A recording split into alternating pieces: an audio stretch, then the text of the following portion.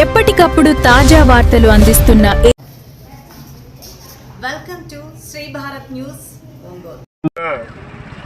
Andhra Pradesh public transport department నుంచి రాష్ట్ర committee JAC పిలుపు మేరకు అన్ని జిల్లా కేంద్రాల్లో జిల్లా కలెక్టర్ గారి ద్వారా జేఏసీ ఆర్టీసీలో ఉన్న అన్ని సంఘాల ద్వారా ఉద్యోగుల సంతకాల సేకరణ చేపట్టి ఈ ఆర్టీసీలో ఉన్న సమస్యలను గౌరవ జిల్లా కలెక్టర్ గారి ద్వారా ముఖ్యమంత్రి గారి దృష్టికి తీసుకెళ్ళడానికి ఈ రోజున ఈ కార్యక్రమం చేపట్టడం జరిగింది.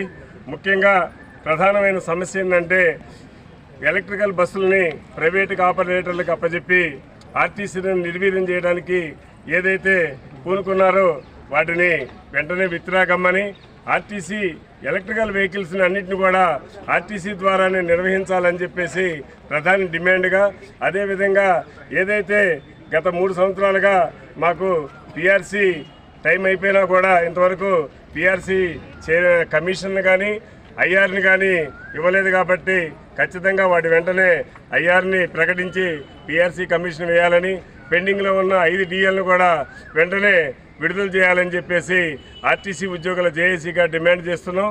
అదేవిధంగా ఏదైతే ప్రైవేట్ ఆపరేటర్లకి ఎక్కువ రేటుతో ₹72.55 కిలోమీటర్కి వీళ్ళు అనుమతి ఇచ్చి ఆర్టీసీని నిర్వీర్యం చేయాలనుకుంటున్నారు. ఆ విధంగా కాకుండా ఏదైతే ఈ ఎలక్ట్రికల్ వెహికల్స్ ఉన్నాయో మేము ఆర్టీసీగా స్వాగతిస్తున్నాం.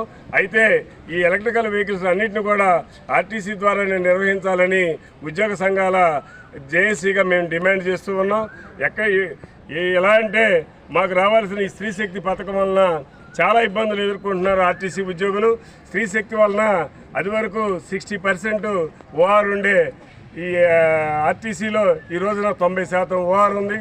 అదే బస్సులు ఉద్యోగులు తగ్గినా కూడా ఈ ఓఆర్తో ఉన్న బస్సులు చాలక ఇబ్బందులు పడుతూ ఉన్నాం. రేపో మాపో గోదావరి పుష్కరాలు వస్తున్నాయి.